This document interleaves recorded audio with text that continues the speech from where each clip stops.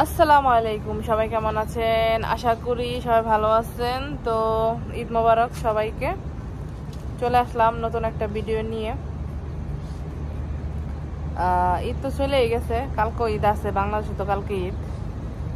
তো চিন্তা করলাম আমরা কি করতেছি আপনাদের সাথে শেয়ার করি, যেহেতু প্রবাসে থাকি।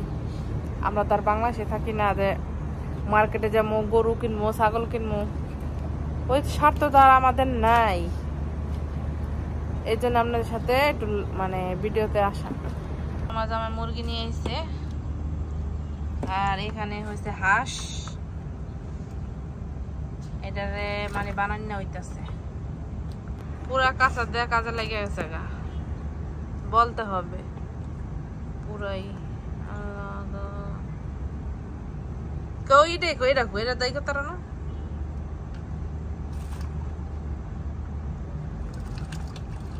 এত বড় বড় জিনিস আনাও সমস্যা।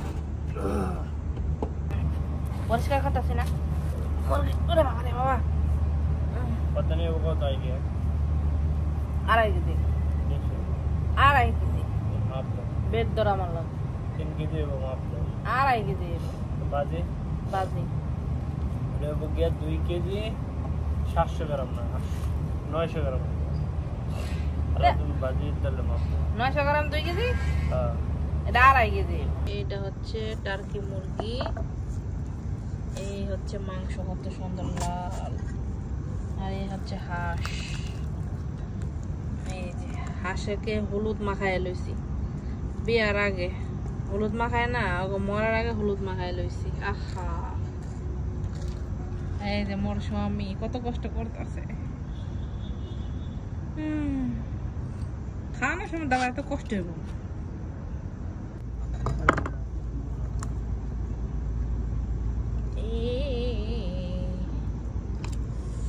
ও বেবি ঢোলক ছানি দি, ও বেবি ঢোলক ছানি। আসলে তো রক্ত নেমে যায় একদিকে, ঠিক না? সাহেব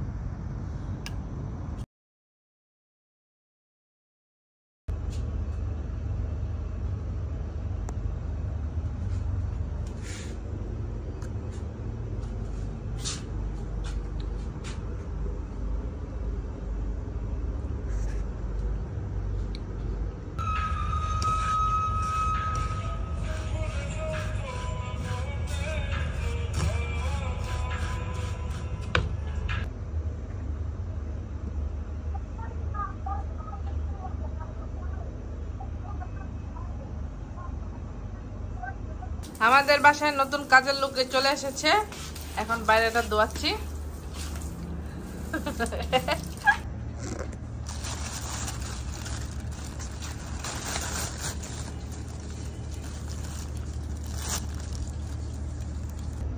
এই হচ্ছে গরুর মাংস।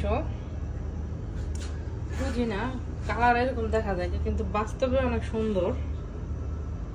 কি আর করা, গরুর মাংস 2 পদ, ঠিক আছে।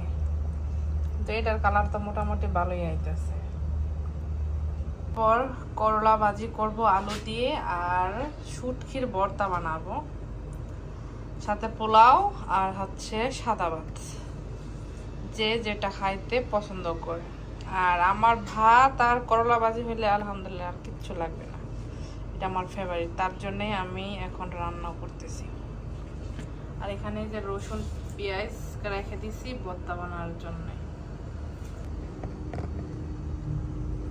এই হচ্ছে